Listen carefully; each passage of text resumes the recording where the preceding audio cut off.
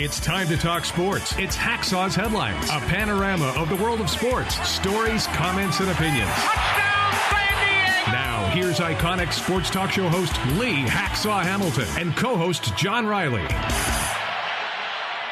Who wants to talk sports? We do. It's a Monday. Good afternoon, everyone, from our studios in Southern California. Time for Hacksaw's Headlines, bonus coverage with our podcast up and down the West Coast. This is Lee Hacksaw Hamilton, along with my co-host, John Riley.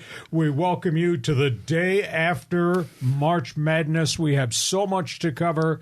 John, we got basketball. We'll be shooting three-pointers, and we won't miss.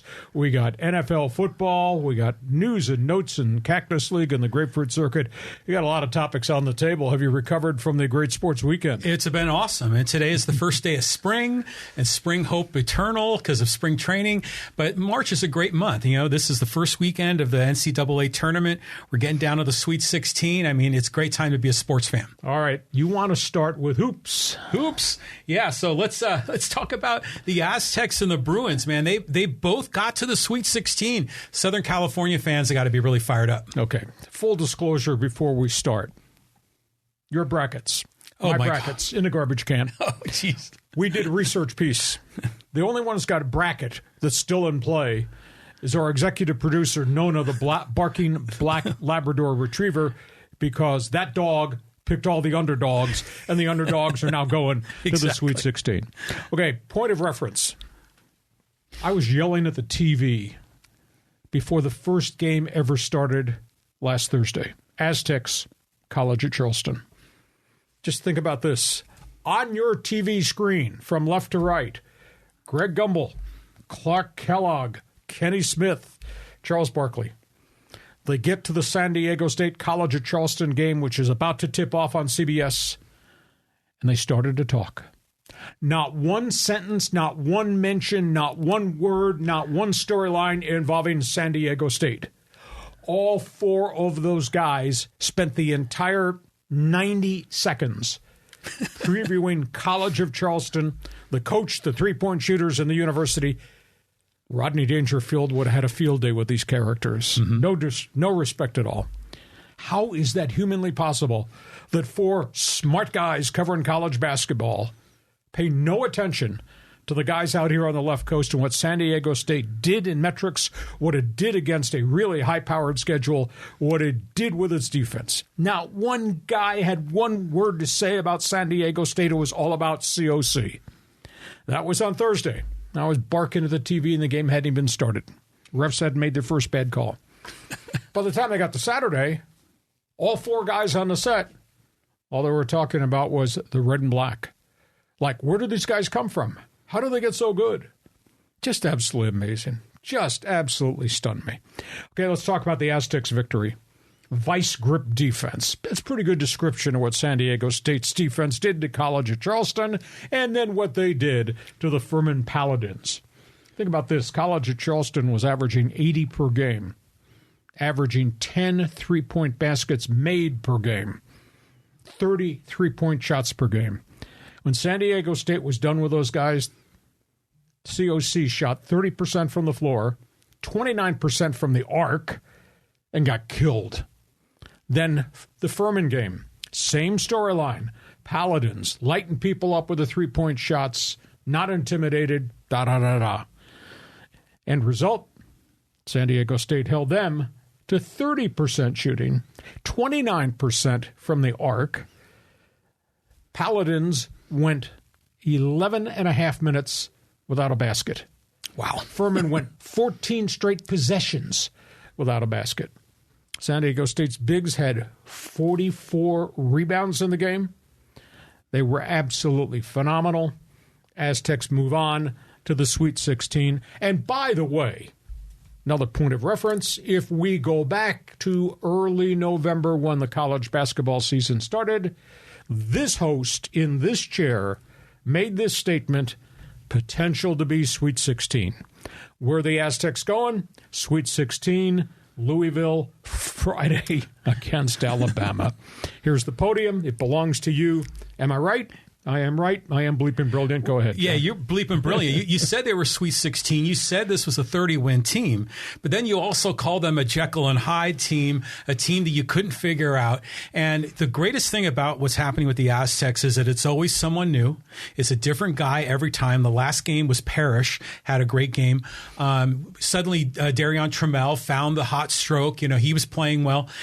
It's incredible. But to your point on those announcers, I think a lot of them, they're the East Coast bias. I mean, Charles Barkley doesn't know anything about the Aztecs. I mean, he probably didn't know anything about them until he saw them playing in that game against Furman. And that's when he made that statement. It's like a bunch of college kids playing grown men. The only ones that seem to be on that crew that know much about the Aztecs are guys like Wally Zerbiak or John Rothstein that have been part of that CBS Sports Network package. So now America's waking up to what Brian Dutcher is doing, and the Aztecs are in the limelight for a bit. 29-7, they're going to go play Alabama. Let's talk about UCLA. They have survived at this point the loss of Jalen Clark, their top defender, Pac-12 Defender of the Year in the conference. They're shooting the ball. They're stroking the ball. They got a bunch of guys contributing. What they have to do is they have to make sure they distribute the ball so that UCLA's offense is just not Jaime Jaquez and Tiger Campbell. Although Jaquez had 24 points in their win to get him to the Sweet 16. And Tiger went to the free throw line, and dude went 12 for 12, which is absolutely amazing.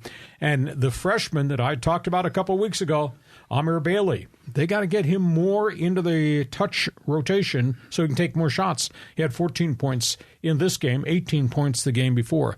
And UCLA just continues to bang on you. They wear you out because they make every possession hard, and they grind on you when they have the basketball at the other end working to get a good shot. This is a pretty good basketball team, but 31-5. And what's ahead right there in the spotlight? Gonzaga. And Drew Timme is carrying that team. He's got pretty good support talent. Mark Few is just one of the brilliant coaches in the country that, again, I don't think a heck of a lot of people nationwide pay much attention to what's going on in Spokane. But I tell you what, UCLA versus the Zags, that's going to be a good game. Yeah, that's going to be all right. So, but as far as UCLA goes, they've been giving a lot of shout-outs to Jalen Clark. He's been injured. They're calling him the best defender in the Pac-12, maybe the best lockdown defender in the entire nation. And he's not going to be there. So it makes you wonder, are the Bruins going to have all their pieces? When they're missing a few, are they still going to be competitive? It's going to be an enormous challenge. Now, they're not going to go against a Gonzaga team that's huge. There's not a bunch of 7-footers across the line or guys that jump through the roof. So, they legitimately have a chance.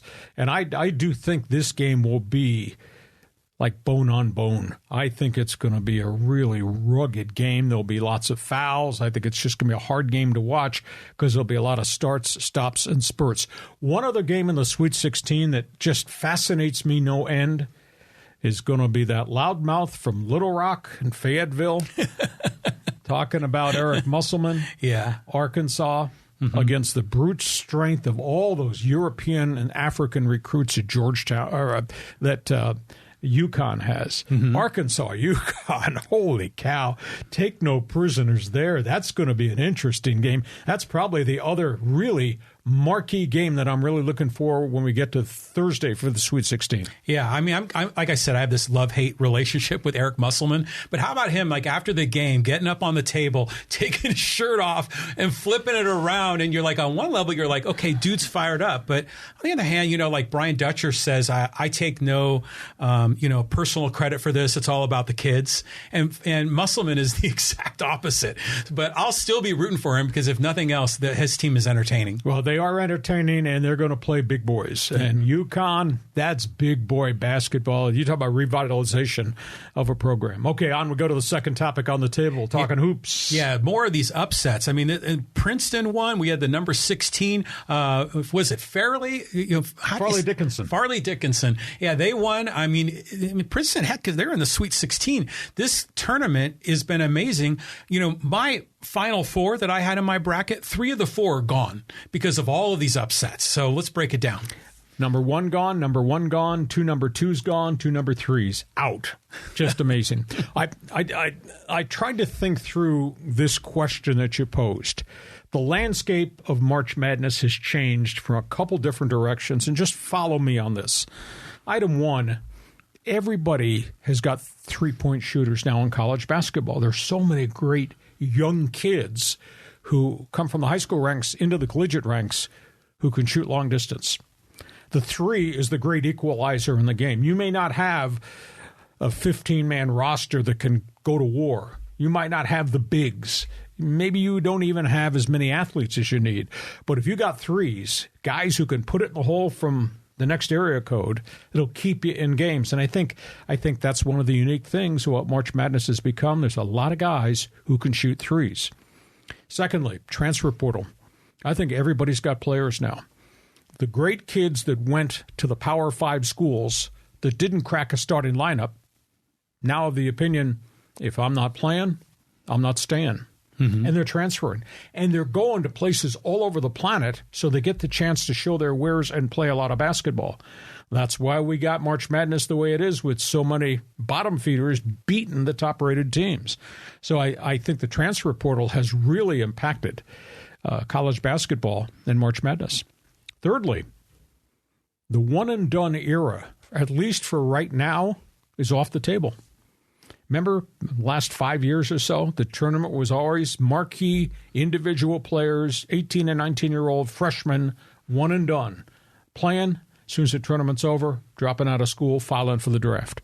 What's changed there, John, the new COVID rule, the extra year of eligibility for all the kids impacted by COVID and all the programs impacted by COVID.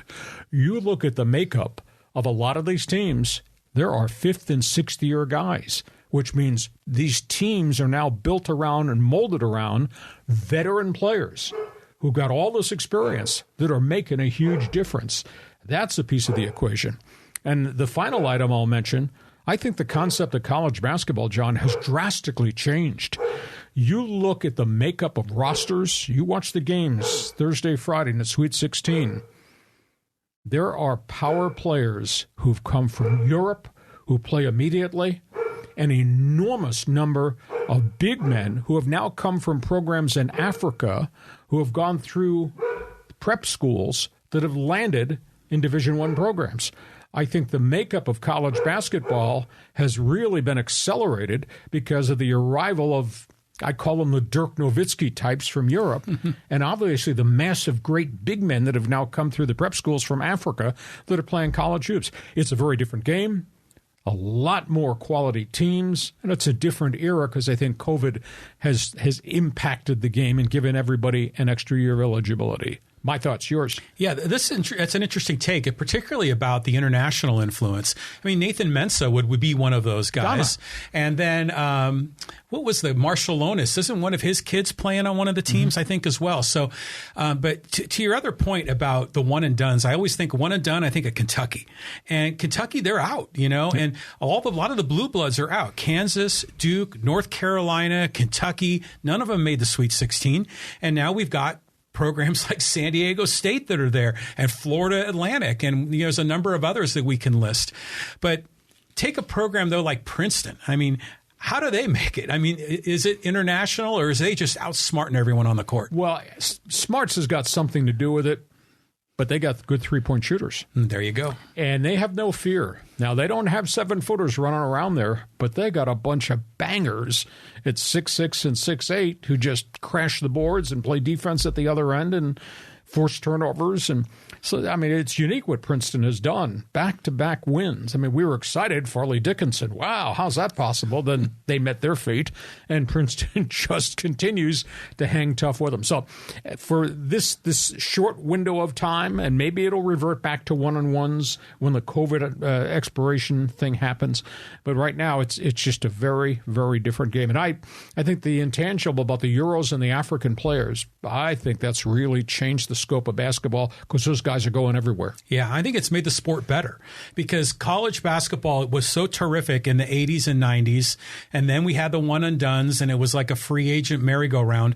But now these programs, they're being built. They've got guys that are sticking around, and now, like you're right, the landscape has changed, and it's good for teams in the Mountain West they'll have a shot now. Okay, on we go. Let's talk about the coaching carousel because we got hirings and firings and we got a bidding war. Yeah. Rick Pitino, man, he's in the news again. I mean, you've been talking about how his last year here at Iona, he was going to be, the hot guy on the market. He's just signed today. Well, there's storylines. There's two places on the map to pay attention to in the storylines. One is obviously in New York. St. John's University was open. The other was Washington, D.C., where Georgetown removed Patrick Ewing. Most everybody was of the opinion Pitino was going to land at Georgetown pretty quickly. Well, he finished with Iona 2 years in a row. He got him into the tournament. They're not big enough, tough enough, deep enough to be able to hold up to be a Sweet 16 or Elite 8 any longer. He exited on Monday. Rick Pitino went to New York to meet with St. John's, then was scheduled to go from there to D.C. to meet with Georgetown. He never got on the plane. New York signed him, St. John's, Redmond, 6-year contract to stay at St. John's. They've been down for a long period of time. They tried a wide variety of guys as head coach to replace the late Lou Carnesecca, who had done fabulous things in the Big Apple for decades upon decades. Pitino takes his resume to St. John's, signs with them. He's going to inherit a program that's way down. They had tried Chris Mullen, the former NBA player, former St. John's star, to come home, be head coach. Didn't work there like it didn't work for Patrick Ewing at Georgetown. But while he was there, then Georgetown made a quick decision, and they went into the marketplace, and they hired Providence College's head coach, Ed Cooley. Not a national name, but did a really good job in the Big East Conference for the Providence Friars, and they are not rich. They don't have NILs to the magnitude that other schools do, and yet he's been able to build a really good program, and they think they got somebody that's a proven commodity. I think both of these could be bonanza jobs just because of where they're located. But, this is Pitino, age 70. He's got 2 rings. He's been to the Final Four 7 times. He's led 3 different schools to the Final Four. I mean, think about his career. Providence, long run Kentucky, longer run Louisville, and then obviously there's some NCAA baggage. It's got his name tag on it, which is why he got fired. And then he winds up at Iona, and he just duplicates it again and builds another really good program. So he will go in, he will hit the floor running. I guarantee you there'll be some really unique kids playing for him at St. John's. And obviously, we're talking about a Hall of Fame coach. His career record is 834 and 293. A phenomenal career record in college basketball. Also, he had cups of coffee in the NBA with the Boston Celtics and the New York Knicks, but he's a lifer. And Cooley goes from Providence, he goes to Georgetown. His record with no resources and no assets at Providence, he was 242 and 153. That's a pretty good head coach. So 2 marquee names snapped up just like that. Well, it's interesting that the New York City, the city of New York, there are very few basketball programs that have been successful. I mean, the city of brotherly love down the road, they have like 4 big-time college programs, and all of them have been successful to varying degrees. Yeah, led by Villanova and Temple. Yeah, exactly. So, but in New York, I mean, what other universities are in New York City that have really made an impact in college basketball? I know St. John's, but what else? Nothing. They used to be a mecca of college basketball way back in the 1950s. And they were done in by the terrible betting scandals. City College of New York, Brooklyn College, just decimated it. Before March Madness ever came, before the NCAA tournament ever came, before Dick Vitale and Billy Packer ever came, the mecca of college basketball was the NIT, Madison Square Garden. And those New York teams dominated from the 40s into the 50s into the 60s. But then the betting scandals, the point-shaving scandals, notably at City College of New York, just absolutely destroyed the game, destroyed the programs. St. John's was not part of that, but they were the one that was left behind. But what happened at St. John's, New York basketball had a renaissance with the arrival of the Big East Conference. And that Big East Conference was obviously John Thompson at Georgetown and the just-retired Jim Boeheim at Syracuse. And then you add in the coaches at Providence College and then what Jim Calhoun did at UConn. I mean, the Big East became as elite as you could have in college basketball for a long period of time. And then that conference kind of, its life went away when some of the schools said, hey, we're football schools, we're going to go to the Atlantic Coast Conference. And it really hurt the conference. But basketball in New York is going to have a real different flavor to it because of that guy, Rick Pitino. Yeah, and I'm sure the New York basketball fans are thrilled that to be able to put one of their teams on the map. If Pitino's taken 3 teams to the Final Four, how about a 4th team to the Final Four? On we go. Let's talk NBA basketball for just a minute. This is really bad news. Yeah, I mean, Lonzo Ball is just this really great talent, and he's just had another injury. I mean, what happened here, Lee? Well, this is Lonzo Ball Lakers, Lonzo Ball New Orleans Pelicans, now Lonzo Ball not playing for the Chicago Bulls. He suffered significant meniscus knee damage, underwent surgery. First surgery didn't clear it all up. He had all types of problems with, quote, debris in the knee. He had rehabbed, and he just couldn't get beyond the pain. So they went back in and did a debridement surgical procedure, second operation, did more rehab, went back within the last 6 weeks, started to practice again, couldn't run, couldn't cut without pain. Now they've decided to go back in and do a third procedure in a 14-month window. I mean, that's a lot of invasive surgery. And they're going to try to do what they call a cartilage transplant. And I cut medical school the day they taught it at Ohio University, so I can't quite talk about it. But it's a rare exploratory procedure. I don't know what the success ratio of it is. You'd hate to think at his age that his career might really be in jeopardy, but he's not played in more than 2 seasons, and he just keeps having all these setbacks. And, of course, he was one of the 3 Ball brothers.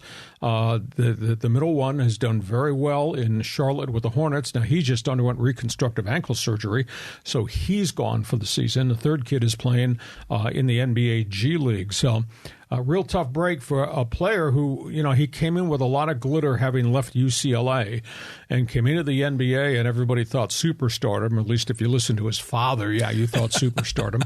That guy. Speaking of parents from hell. But, he's just had nothing but bad luck in the last 2.5 years. So we hope it works, but, these things do happen where guys break down and they can't repair the damage done. Well, doesn't it feel a little bit like what Derrick Rose went through with the Bulls? Because he had all those knee problems. And so the Bulls just have never been able to kind of, restart that program after the Jordan era. I mean, they've been kind of in the bottom half. But, Lonzo Ball, his dad was just ridiculous. I mean, he was on the Tonight Show and he just tried to make it a spectacle about him.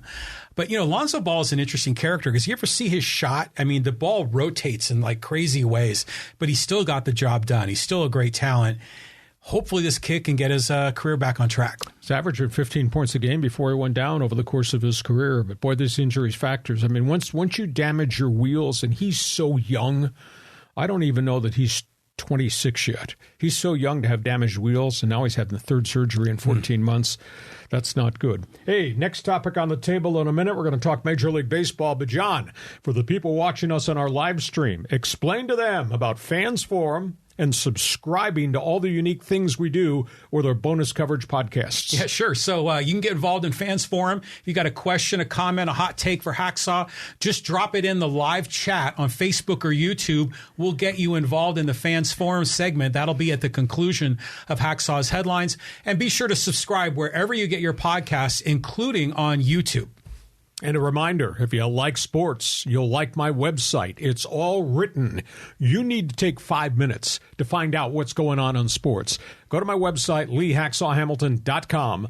You'll find a ton of written information. And, of course, you'll also find the ability to link to our podcast also. And, by the way, when you dabble on our website or dabble with our podcast and you give us views, give us a thumbs up. That'll help us with the people that run YouTube. Okay, we move on. Let's talk Major League Baseball. You're sure you want to talk about this topic? Oh, I mean, I saw the video highlights of when Austin Nola got hit, and that was scary. And then there's been other breaking news with the Padres. Padres. Let's go there. Okay, let's talk Padre baseball. We are now 2 weeks out from the start of the Major League season, and there are question marks a lot of different places. Obviously, the Austin Nola injury, getting beamed in the face with a 96-mile-an-hour fastball, has to be a real concern. A very, very severe broken nose. He had a terrible time stopping the bleeding. The intangible thing that I worry about is concussions, because he took it square in the face. He never had a chance to get out. Luckily, it deflected a little bit off the flap, but right into the nose. We're waiting for a medical update, probably the middle of the week, as to where he is, but I assume he goes on the disabled list for a chunk of time. It means the Padres are going to have to turn the catching deal over to the young kid, Luis Campusano. He's had cups of coffee with the Padres. I don't think mechanically he's a complete major league catcher yet. He's going to have to really learn on the job. And, of course, the other thing with catchers, they got to control the game. They got to call the game. They got to deal with the pitchers. Campusano has not had a ton of major league experience doing that. Pedro Severino, the ex-Oriole, will probably be the backup catcher. Geez, at this point now, do you think they miss Jorge Alfaro? Do you think they wish they had not traded Austin Hedges? I mean, you really need a leader and a tremendous guy to run the game from behind home plate. So that's an issue. The Juan Soto situation, he has been red hot. Soto has just had a phenomenal spring with the Padres and then with the WBC. Then in an inter-squad game on Sunday, he comes out of the game with an oblique injury. Now, they're calling it a minor oblique injury. But, John, you have to understand the power of his swing and the torque on his body in the ribcage. I don't think there's anything as a minor oblique injury. These things take time. It's not like he can have it on Sunday and be able to go to the batting practice cage on Wednesday and be ready for opening day. This takes time, and we don't know the severity of it. And as he gets ready, for the start of the season, you're talking about full power swings. You're talking about the force you put on the body. And if you got an oblique injury and you damage it more, that's horrendous news. I mean, I've followed players who've had minor oblique problems. They were gone 10 days. I've followed players who've had it, gone 4 months. So only time will tell how they handle this. And I think, they know, and they have to be scared about that situation. The pitching staff. There's been a lot written out of the Cactus League about the fact, Darvish has hardly pitched at all for Team Japan in the World Baseball Classic. You think he's ready to take the ball on opening day for the Padres against the Rockies and deliver vintage Darvish? Media guys covering the Padres say we're really concerned. They're concerned. I don't know. Darvish knows the science of pitching, knows the science of preparation. Even though he may have only pitched 4 innings in the WBC so far, I still think his preparation has been his preparation. I think he'll be ready to start on opening day.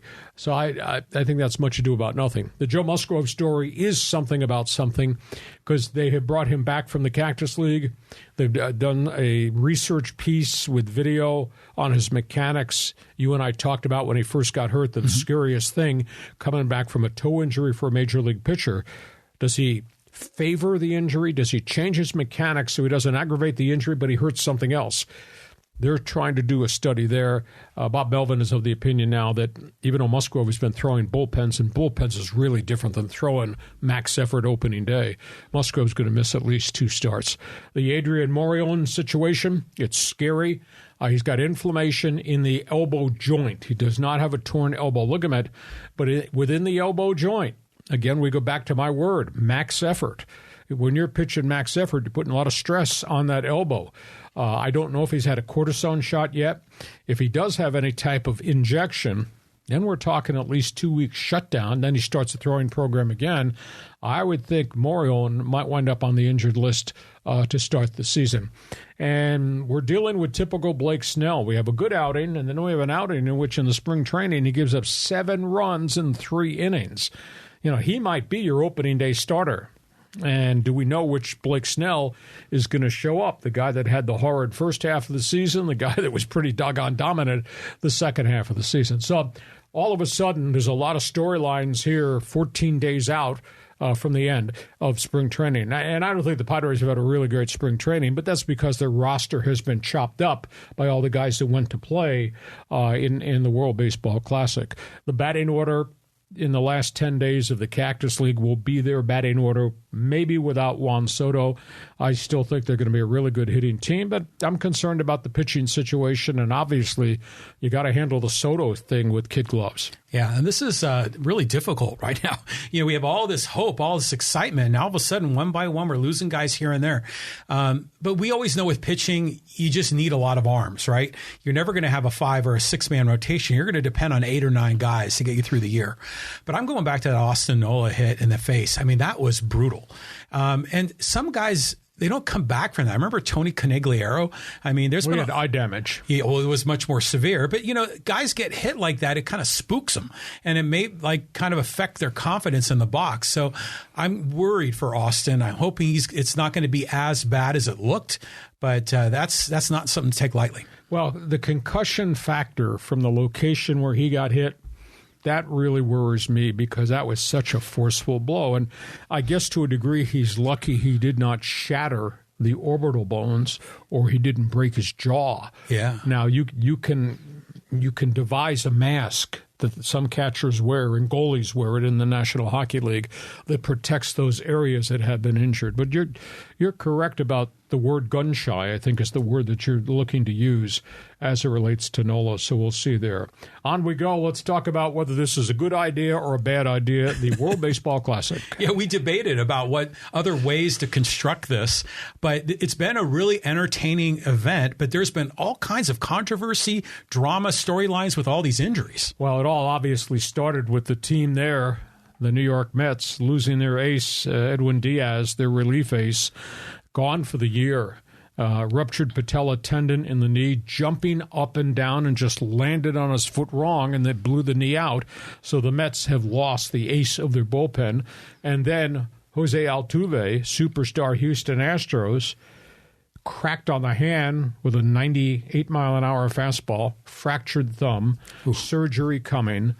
That's going to be months on the disabled list for him. Scary story, Nolan Arenado, Team USA, St. Louis Cardinals superstar, potential Hall of Famer. He goes down. He gets hurt running the bases. They did an X-ray. They don't think it's anything serious, but scary moment there. And then you got the whole wear and tear factor of these pitchers in the WBC max effort. The Dodgers have ordered Julio Urias off the Mexican roster. He had pitched 4 almost perfect innings in his first start, got shelled in the fifth inning, came back next outing, got banged around again, and again, he was max efforting. So he is not on the Mexican roster for the Monday night semifinal game, Mexico-Japan. It's going to be electric. So the injury factor here has to be taken into consideration. This is the first time in the history of the WBC we've had these marquee names get hurt. I'll spin back to what you and I argued about last week. I was right, you were wrong. I would like to see the structure of the WBC changed. I'd like to see him play it in All-Star Week, compact the teams, have Team USA, have Team Mexico, have Team Latin America, which would be unbelievable, Dominican and Puerto Rico and Venezuela, have a Pacific Rim team with Japan, Taiwan, South Korea. I mean, look at those 4 and play it All-Star Week, and it'd become a mega event. And then obviously you'd have the All-Star game at the end of the week. And the key thing is everybody wants to play for their flag. And you look at the everyday lineups, Team USA's lineup is superb. But you'd have all the pitchers who'd be in mid-season form ready to pitch in the true World Baseball Classic. With apologies to Italy and Colombia and the Netherlands, we don't need to have your team in the WBC because your team is not really a major league team. It's made up of minor leaguers and guys who are retired, and I don't think that's good for the game. But that's where we are. Should the WBC rethink the timing of the games because of what just happened with the injuries? Yeah, I think it should. I like your idea of doing it during the All-Star week. And I don't like the idea of consolidating the teams, but I do love the idea of doing it in the middle of the year. To your point, these pitchers are still kind of ramping up. You know, they'd be on innings limits if they were in spring training. But it is interesting is you can point to these cases like Diaz and Altuve and say, see, the WBC is what the problem is. But, you know, guys like Soto get hurt with an oblique in the backfields in Peoria. I mean, they can get injured anywhere. But yeah, this event itself, I really like it. I do agree it needs to be rethought. I didn't know about the Arenado injury. I mean, hopefully that's not going to be too severe. But, you know, there's really only, a semifinal and a final left, and then everyone will be coming home. But what is your take on Nick Martinez? You know, I mean, he was pitching for Team USA, and they sent him back, or at least they told him he wasn't needed anymore. Now he's back with the Padres, and with all these injuries, you think Team USA could probably still use him. I would think so. I was kind of surprised the way that happened. I don't know whether it was USA telling Nick, you're not going to pitch, or Nick telling them, if I'm not going to pitch, I'm going home and get ready. He was ahead of the curve. He came to spring training in phenomenal shape because his mindset was, I am going to pitch for the flag in the WBC, and he had one good outing, and then he got banged around in the next one, and then next he's back here. He would have been a part-time long reliever in the semifinals or if they got to the finals, but he's elected to come back here. So he'll be ready for opening day in San Diego. I just think, could you imagine a WBC with all the superstars, all the bats, and then you add into it a mid-season guy in great shape like Scherzer, Justin Verlander, pitching for Team USA against Corbin Ohtani. Burns. I mean, there's so many great pitchers. Yeah. And you got Ohtani and you got Hugh Darvish. Yeah. I mean, my concept would be pretty good baseball. Yeah, I agree. One more baseball question here before we get to another break. Okay, so let's take a look at, Team USA, man, it was crazy watching that game. The first inning, you got Wainwright pitching, and they getting all these little dinkers and infield hits, and then, boy, Trey Turner came through at the end, and now the Americans are in the final. Well, Trey Turner has had himself back-to-back big nights. You know, had the Grand Slam home run that won the game against Venezuela, and then they come back and they bomb Cuba. But that's typical of the problem with the WBC. The limitations on the pitchers. It's huge. It's a huge problem. Innings limits, pitch count limits. And by the way, who are the pitchers on some of these teams you've never heard of? And they're supposed to be going against the Arenados and the Team USA batting order of Mookie Betts and his buddies. So that's an issue. But Team USA has rocked and rolled into it, and they're in the finals, and they'll meet the winner of the Monday night Japan-Mexico game. But now Mexico's not the same team because Urias has been taken off the El Tri roster. We'll see where it goes. One other baseball note here we've been talking about. Yeah, so the last one here, the WBC, Mexico-Japan. I mean, that's tonight, isn't it? Monday night.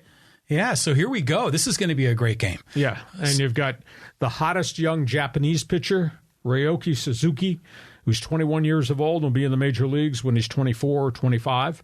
He's going to start against Patrick Sandoval, one of the starting pitchers from the Angels who pitches for Team Mexico. I'll tell you that the cool thing about watching the games, and the games have drawn huge crowds in certain markets, 49,000 in Tokyo average.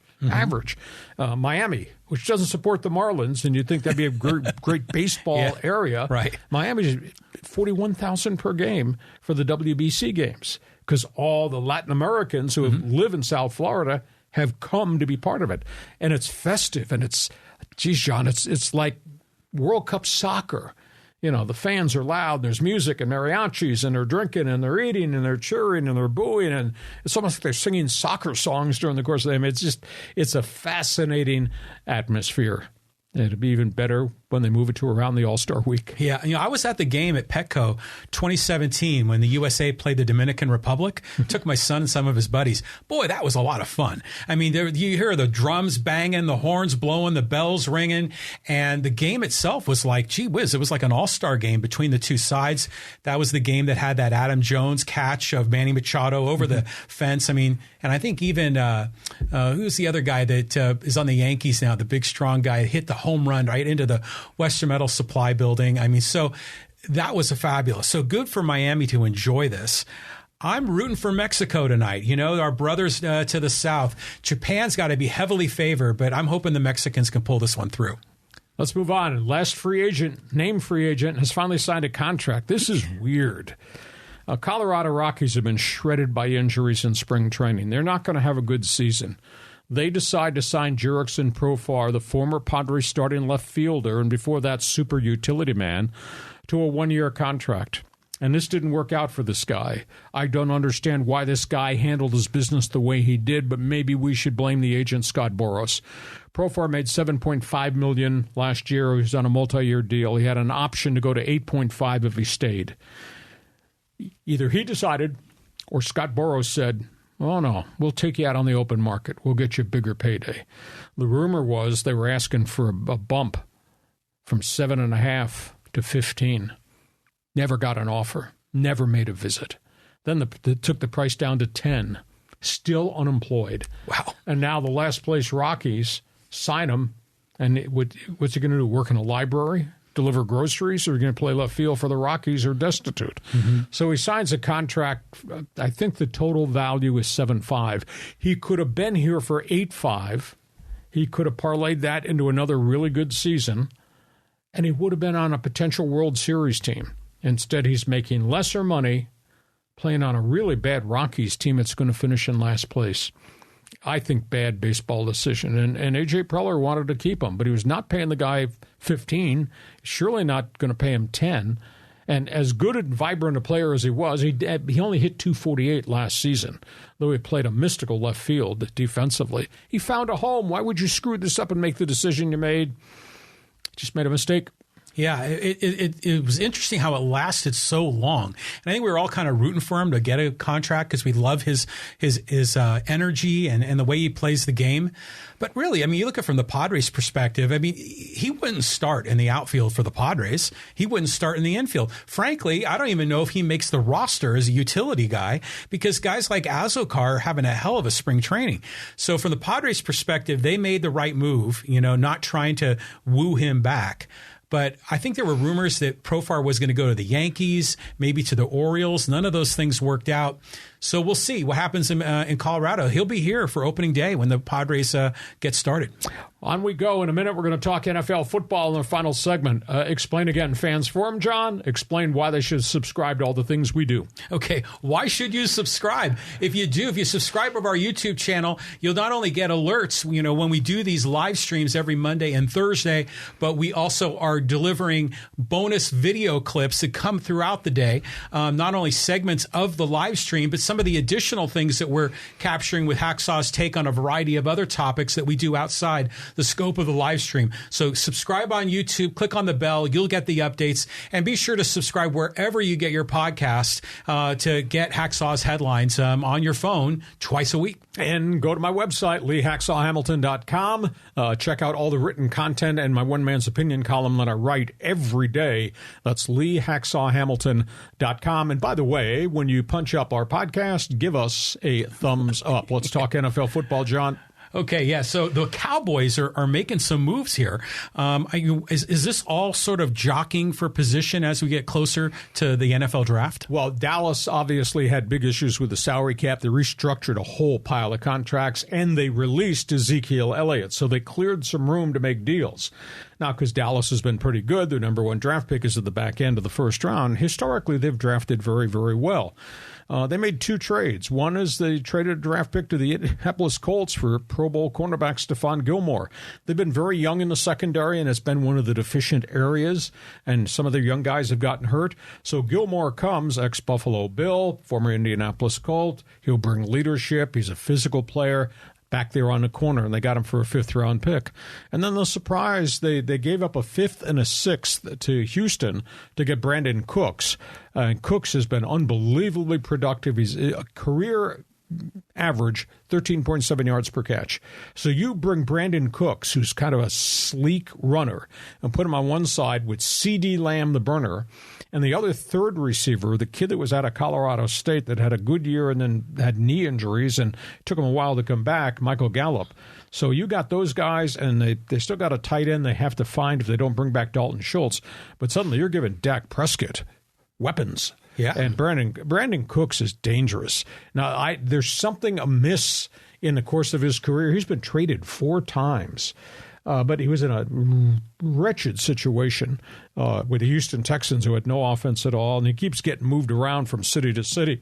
But I'd run past patterns if Dak Prescott was throwing the ball.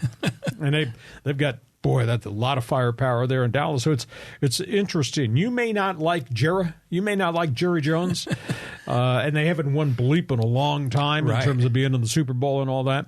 But I'll tell you what, he paces players well. Somehow he and Stephen Jones have figured how to handle the salary cap every year. They constantly have to rearrange players' contracts to get below the cap again. And they've drafted well. I mean, you go look at their offensive line. Those are all their draft picks. And those guys are first-round picks like Tyron Smith to young bucks like Zach Martin and the other kid from Tulsa, Smith. First, second, third, fourth rounds, they've drafted really well. So they have a good football organization, even if you don't like Jerry. Well, what is the reason that the Cowboys have never been able to break through in the playoffs? Is it an offense problem? Is it a defense problem? I mean, what is it? Might be coaching. That seems to be the sentiment of all the people that I interact with is, well, who's the next Cowboys coach that's going on the clock? Is on the endangered species list this year. It's Mike McCarthy. But I give Jerry Jones credit. They pour a lot of money into the operation. They have drafted really, really well, and I think they're really close to being really good again. They had one of the best defenses in the league last year with a ton of injuries, too, and yet they were almost there right at the end. Okay, next question, final question, football, before we get to Fans Forum. I mean, I know you showed me last week where you have a running tally of all the different transactions and who's been signed. So there's been a bunch more free agents that have been claimed by some of these teams. First 6 days of NFL free agency, 145 players changed teams. On top of that, there were 5 significant trades, too. Over the weekend, the latest to leave, and I don't understand why the Chargers let this guy go out the door, Drew Tranquill, who had really developed in 2.5 years to being a trustworthy, astute academic linebacker with speed. They let him go to Kansas City. They replaced him with Eric Kendricks, 31 years old, had a really good career at Minnesota Vikings, but his career might be behind him. So Tranquill jumps ship and stays in the division. I was a little surprised at that one. The latest one, Detroit. Detroit's had a really good offseason. I think a lot of people want to go play for Dan Campbell. They looked at what the Lions have become in just 2 short seasons.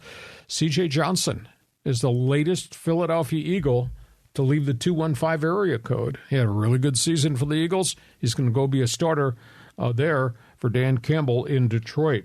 The Patriots. This guy can contribute. I don't understand Miami's thinking to let him go, but Mike Gesicki, pass route running tight end, goes into New England, and they'll throw to him, and they throw to Hunter Henry, the former Charger tight end. So Belichick has had an interesting offseason with some of the acquisitions that he's made. Carolina really busy. Not only a week ago, we spent all this time talking about them trading up for the number 1 pick in the draft to get the quarterback, whoever it might be, that they want. They go into the marketplace, and they get Miles Sanders, a 1,200-yard rusher, Philadelphia Eagles. And he's a straight-ahead guy, but they don't have a running back because they lost Donta Foreman, and, of course, they traded Christian McCaffrey away. So this guy who can catch passes out of the backfield, I think Miles Sanders is going to help him. They also just signed Hayden Hurst, pretty productive tight end, Cincinnati and Baltimore. And then they just signed Adam Thielen, who's got like 590 receptions in his career with the Minnesota Vikings as a route runner. So Frank Reich is putting some people in place here that I think are going to be pretty good for Carolina. Cleveland got Juan Thornwell, safety, who's really developed into a pretty good player. He jumps from Kansas City to go to the Cleveland Browns to fortify their back end. Arizona Cardinals pick up Eagles starting linebacker Kaiser White, the ex-Charger. Again, these guys are leaving Philadelphia. Why would you leave a Super Bowl team to go somewhere else that doesn't have a history of success recently. Or maybe Philadelphia, just they couldn't pay everybody. But, boy, they've let a lot of guys jump off the board. And the Steelers picked up another guy from the Eagles. I think he's a very good offensive guard. That's not a sexy position. But Isaiah Siamulo is kind of a warrior-type Steeler offensive lineman. So those are the names that have exploded just over the weekend. And like I say, 145 free agents had already signed. We've had 5 trades, including a bit of a controversial Raider trade with the New York Giants, moving the star tight end Darren Waller. I don't understand anything that's going on in Las Vegas. Aside from the Jimmy Garoppolo acquisition, I don't understand anything that's happening in Las Vegas. So, boy, a ton of movement around the National Football League. Yeah, so if you were to look across the league, all 32 teams, there's been all this change. I mean, which teams do you think get an A grade for this offseason? Which ones have improved the most? That's a topic we'll probably talk about on Thursday. I just have not had enough hours to do a letter grade yet. If you know the guy with the patent for the 36-hour day, give me his phone number. It's been amazing, the turnaround around the league, and it's been amazing. The marquee teams, Kansas City's taken hits, Philadelphia's taken hits, San Francisco's taken a huge number of hits, number of players that these teams have lost. But Thursday, in addition to March Madness, we'll talk a little bit about the NFL and try to rate where the free agents have gone, who's done the best job, the worst job at the table. Okay, is it time for your favorite segment?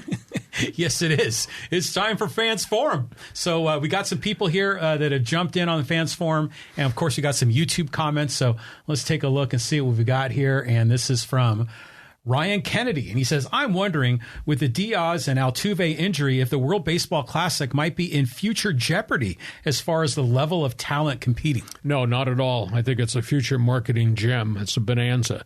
Just has to be scheduled, Ryan, in the right time frame, and I think that's at the All-Star break. And you expand the time off at the All-Star break, which would be great for everybody's roster because everybody will take a deep breath and kind of recharge their battery, and the stars will come play. And if you just do it the way I structured it, because I am bleeping brilliant, if you just run 4 teams in there and they play each other, and then you play a championship game on Friday, you do the All-Star game on Sunday night, I think it'd be a bonanza for baseball. Globally, it would sell the game. I mean, can you imagine Team USA Mexico? Can you imagine Japan, Pacific Rim, Korea, Taiwan versus Latin America, which would be Puerto Rico, Dominican Republic, where baseball is your soul, Colombia, Venezuela. That's the way I think to structure it. Yeah, I mean, I think it's a terrific opportunity. This could be like another World Cup. And it is kind of a farce how we call it the World Series, right? And it's really not a World Series.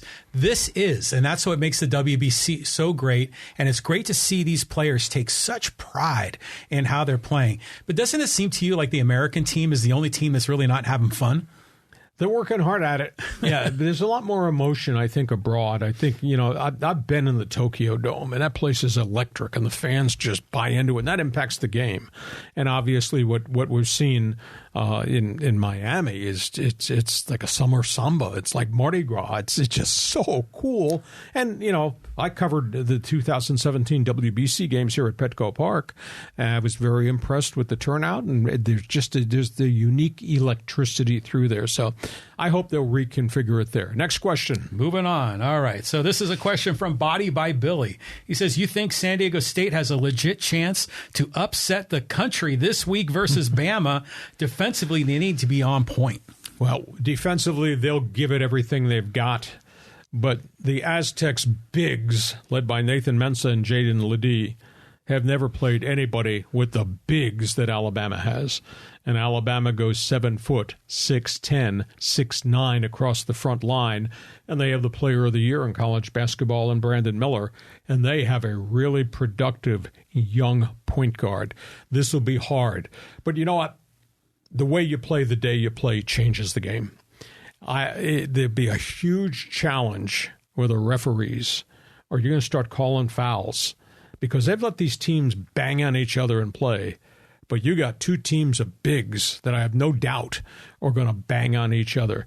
Is there a chance? Yeah, anything is possible. especially if your big men get in foul trouble. But anything is possible that this could be really bad if San Diego State's big men get in foul trouble. We'll talk more about that on Thursday. Yeah, I think it's a great opportunity for the Aztecs. And then, if you want to just think a little bit long term, if they're able to get over the hump on Alabama, who's waiting for them? Probably Creighton. So that would be an opportunity to kind of get a little revenge from last year. But yeah, Alabama's going to be tough. They have one of the top 5 defenses as well. So I think defensively we'll hold our mark. The question is if we'll be able to score. Yeah. And of course, you got UCLA Gonzaga, which bears watching. That will be a fun game for supremacy on the West Coast. And then you got Arkansas UConn, which will be frantic and take no prisoner basketball. So we'll preview all that come Thursday. Okay, so let's move on. We've got some good YouTube comments. This is from REM, from Rem. He says, he's talking about the Austin Eckler potentially being traded. You guys are forgetting what happened in the second half meltdown against the Jags. They couldn't run the ball to save their lives. They need to get away from these midget backs. Trade for Henry or draft Robinson from Texas University. Well, I like the running back from the Texas Longhorns because that's big body, long strider. Problem is he's maybe a top 15 to top 10 choice. What kind of price do you have to pay to trade from 23 to trade up to get access to get him? Running backs are not valued as much anymore in the National Football League, at least in this current day and age. You make the phone call and you find out. But if they come back and say, John, you want Robinson from Texas? Give me your 1, give me your 2. Can't do that. That's too steep a price to pay. The other thing is, do you have enough offensive linemen that actually run block really well, or is there a psyche with the Chargers that everything is pass block to protect Justin Herbert? And you got to play to the strength, and the strength is the rifle arm quarterback. There's nothing wrong with Eckler. Eckler has been unbelievably productive. He's got 7,700 yards, all-purpose yards, and all those touchdowns in about a 5.5-year span, playing behind a really poor offensive line. This is not Eckler's fault. Eckler needs to be compensated, needs to be taken care of. And if they trade him away, they're chopping out a piece of the heart of the roster. They're taking away a huge chunk of that offense. I hope they don't do it. I hope they're not stupid. But those are the guys that have authored the words chargering. Yeah, exactly. I don't know how they're going to make the math work and how you get all these guys under the cap, but I guess we'll find out soon. We've got another football question here. Fire away. So this is talking about the NFL free agent defections. And this Philly fan jumped in and he had something to say. His name's Raymond Fields. He says, the Eagles have absolutely not been decimated by departures. Replacing Edwards with Dean was planned. They had another backer. Hargrave will be replaced by Melton Williams. Williams' numbers first 2 years of his career are better than Hargrave's first 2 years. Joseph and Sue were mid-season signings that will have similar type players available. They also knew they were losing Isaac and kicking Jurgens over. Eagles are in great shape. Philadelphia Ray, you could argue with me, but I think it'd be wrong. Hargrove was a difference maker, and they re-signed Fletcher Cox, deservedly so, and obviously they still have the young kid from Alabama, Jordan Davis, I hope is a second-year guy, is going to take a step forward. But at the end of the day, there's a lot of guys that have now been scratched off that roster on the defensive side of the football, and as a group, collectively, that was a pretty good defense because they all contributed. They all made different plays. We'll find out what kind of damage has been done here, but boy, I was amazed at how many guys have gotten away from Philadelphia, but much like I said, how many guys got away from Kansas City, how many guys left the San Francisco 49ers. Harry Roseman's done a good job. He's built that thing. But, boy, I just don't think – Hargrove, I think, was a key component of toughness in that wide-body defensive front. Yeah, the Eagles, they won the championship. It's interesting to see these guys leave. Another YouTube commenter mentioned that he thinks the Niners have as many as 12 defections now. So these teams are scrambling for talent. Well, San Francisco they've got a different philosophy under the general manager, John Lynch. They've rented a lot of veterans, and then those guys leave. And they don't replace them. They're drafting young guys. And what they do is guys leave, and if you don't sign a bunch of free agents to replace your defecting free agents, you get draft pick compensation. San Francisco was just given 7 comp draft picks. Wow. For all the guys they lost last offseason. So that's 7 additional picks, a whole pile of them at the end of the third round. You can find players in the third and fourth and fifth rounds who are real good players. So San Francisco is operating a little bit different philosophy of we'll use them, we'll rent them. If they leave, we'll stockpile more free agents in the front door, but we're going to get draft pick compensation for these guys who go other places. It's an interesting way of doing business. Have never heard that enunciated by any other general manager about, hey, maybe this might be the way to do it. Well, let's go on here. I mean, there's a lot of excitement here still for the Aztecs. This is from Lisa Cruz, and I think she must have written this before the games this week. Aztecs are going to reach the Sweet 16 by beating Charleston and Furman, and then we become giant killers when we beat Alabama to reach the Elite Eight. Go Aztecs, positive vibrations. Nothing wrong with being positive. I'm a little bit of realist here along the way, too, but think about Brian Dutcher, what he's done. His career record at San Diego State is 148-46. Obviously, all the things they've done in the regular season, the Mountain West is now augmented by the back-to-back victories this week. They really send a message to the country. We're big, we play tough defense, we run the floor. I think there's intangible things that nobody talks about, not in San Diego, and obviously nobody at the network level because they're not paying attention to these guys. Good coach, good program, good players, good student athletes. They don't get guys in trouble. And they're getting guys graduated. You know, I spent time with Nathan Mensah as the season started. He's a graduate student. He's graduating with only 1 year, within 1 year window to get his master's degree. You know, these are kids whose focus is university, academics, playing basketball and doing well, and then going on to do something next, whether that next is trying to make the NBA or going abroad to play in Europe or going into the business world. It's just a really unique collection of kids that Dutcher has put in place, and prior to that, what Steve Fisher did. It's, you know, you can take a ton of transfers, but doesn't mean it's all going to work. And you got to be very careful with transfers because some of them are bad citizens, and there's reasons guys have been at 3 schools and suddenly show up on your campus. You know, a prime example is what happened up in Laramie at Wyoming. They got 3 transfers from the Pac-12. They thought were going to be players. And Wyoming's done a good job. It's a tough place because it's so remote, and I don't think they have the NIL-type money. And they came in, and that new coach who had come in there a year ago did a good job, then had to replace guys who left.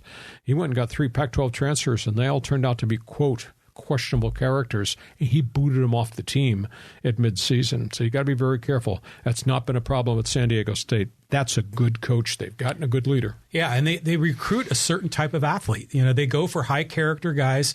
They go for gym rats. They go for guys that believe in the program, doing the work, that are willing to give up a little bit of their ego in order to win the game. And that's special, and it's a unique strategy that Dutcher and his team have put together. But talking about these high character guys, I mean, how about Agueka Rope? I mean, that kid is not only, you know, been battling through all of his injuries, he just recently got his citizenship in the United States. He's probably not going to play basketball after, you know, this tournament is over. But that's a guy that, you know, if you're a company, an HR manager in a company, you're recruiting talented young guys, that's a guy you want to hire because he's got the drive, the discipline, and he's got the right frame of mind to be successful. He's special. I think he's the most underrated player I may have seen in the history of modern day Aztec basketball. You look at his contributions and the role he has and what he's accomplished and how he's changed games. That's a special kid. Yeah. I'm not talking about somebody that's going to win the Naismith Award, but we're talking about a guy that's a key contributor that changes the chemistry of games when they've said, go do this or go do that. I need you to back up this guy. Phenomenal story, really is. And so you take guys like Arup and you add in who Mensah is as a person, not just as a player. I mean, it's just fascinating to me. Hey, listen, hope you've enjoyed our bonus podcast. We're here most every Monday. Our regular podcast is on Thursday. Please subscribe so you'll get all the alerts when we're coming back in with all the new stuff that we make available on our YouTube channel. And go to my own website, LeeHacksawHamilton.com, to read all my written content day in, day out. And I want you to tweet, text, email, and hit your friends up on Facebook. Introduce them to what we do on LeeHacksawHamilton.com. John, we'll see you come Thursday. Looking forward to March Madness. Go Aztecs. On we go. Thanks for being with us on Hacksaw's Headlines. Have a great day. Join us again for Hacksaw's Headlines on YouTube, Facebook, and Twitter. And find the audio version on your favorite podcast apps. Touchdown, San Diego! For more content, go to LeeHacksawHamilton.com.